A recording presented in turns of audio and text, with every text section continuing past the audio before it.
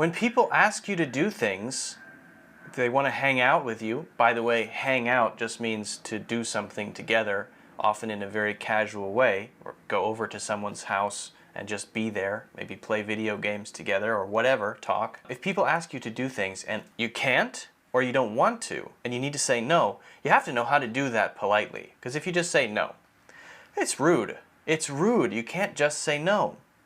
You have to say it in a certain way. So we're going to go over a couple of expressions we can use to say no nicely. Okay, if I offer you a piece of candy and you want to say no to that, fine. Hey, you want a piece of candy? Care for a piece of candy? No, no thanks. No thanks, or no. They're fine. You can also say, I'm good. I'm good means no. Do you need anything? I'm going out to the supermarket. I'm good. I'm good. Very polite. But when it comes to refusing an invitation, that's kind of a bigger thing, right? So we can't just say no thanks, and we can't just say no. We should say a little bit more, and it depends on the situation. So let's go through these phrases. I'd love to, but. So if you're being honest, this is a good one. Maybe you really want to, and maybe you really can't. You're so busy. This week is just crazy. Hectic. It's hectic. Hectic means really busy. I'd love to, but this week is just totally hectic. My whole week is booked.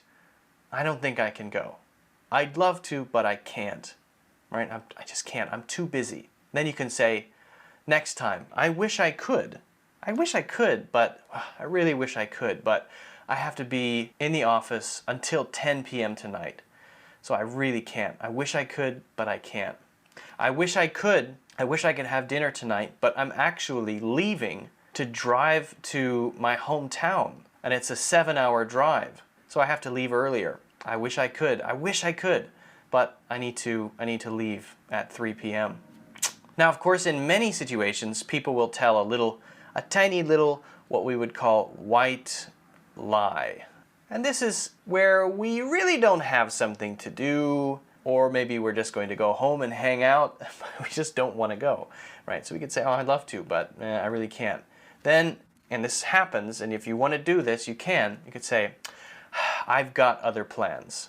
I'd love to, but I can't. I've got plans, or I've got other plans. I've got other things going on. Now, those plans could be sitting at home and watching a movie, sitting at home and just watching Netflix or whatever. So you do have plans, but they're not plans with other people. That's okay, right? Saying I've got plans. It's better than saying no, no. If you just don't feel like it, you can say that directly.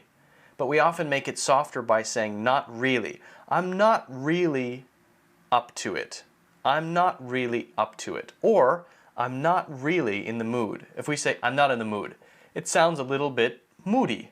It sounds a little bit kind of grumpy. Grumpy means a bit angry. Sounds a bit grumpy. So if we say I'm not really in the mood, it softens it. Saying not really is a way to make it sound a little less direct. Or we could say I don't really feel like it. I don't really feel. I don't really feel like it. I don't really feel like it, unfortunately. Maybe it's a time thing. Maybe it's just because you really don't have time. Hey, I'm gonna go grab some dinner at about 7 o'clock. Do you want to go along? Yeah, sounds great. Sounds great, I'd love to. What time? 7? Ooh. 7 doesn't really work for me. I'm going to be in the office until 8. Could we push it back to 8, or could we push it to 8? Or how about 8? So when you want to check the time, we often use work for. Yeah, we use work for to ask whether a time is okay for another person. Does 7 work for you? Does 7 work for you?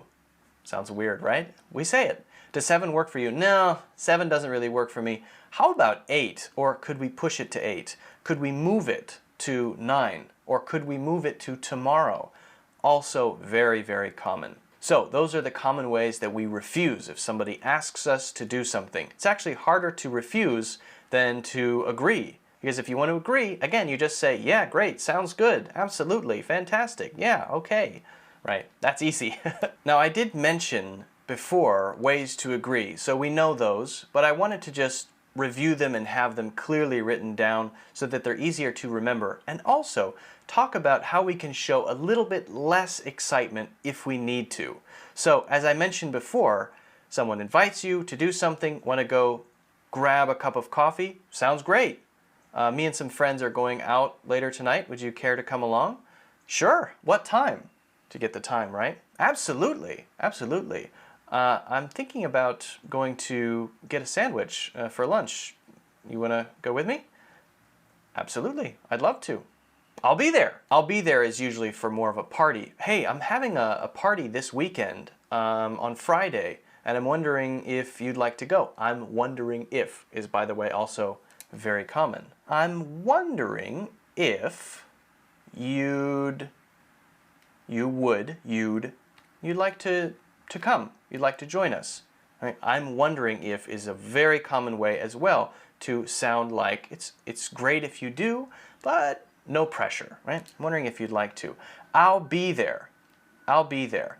I'll be there you can use to express that you're excited about going, but only for party situations. If I want to eat dinner with you and it's just you and me, and you say, I'll be there, maybe that's a little bit weird because it's just you and I, right? So usually I'll be there is for more of a social thing where there are more people, a group of people together, 3 or 4 people or 20 or 30 people. I'll be there.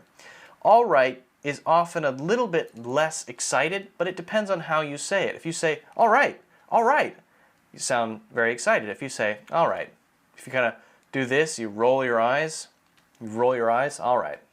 That means maybe you don't really want to go, but you're agreeing anyway. Okay, why not? Okay, why not? Okay, why not? This doesn't mean you're excited, it just means you're agreeing. Okay is like, yes. It's positive, but it's not excited. And then why not means you can't think of another reason or another thing you have to do. You can't think of a reason to say no. So this does not sound excited. Sure, I've got nothing else going on. It's a little weird, but people do say it quite often. It means I can't think of anything else I should do, so yeah, I guess I will. And people will say, I guess so. I guess so really expresses that you're not excited. You wouldn't say, I guess so. People say, I guess so. I will, but I'm not super excited about it. These are all extremely common ways to say yes at different levels of excitement or enthusiasm.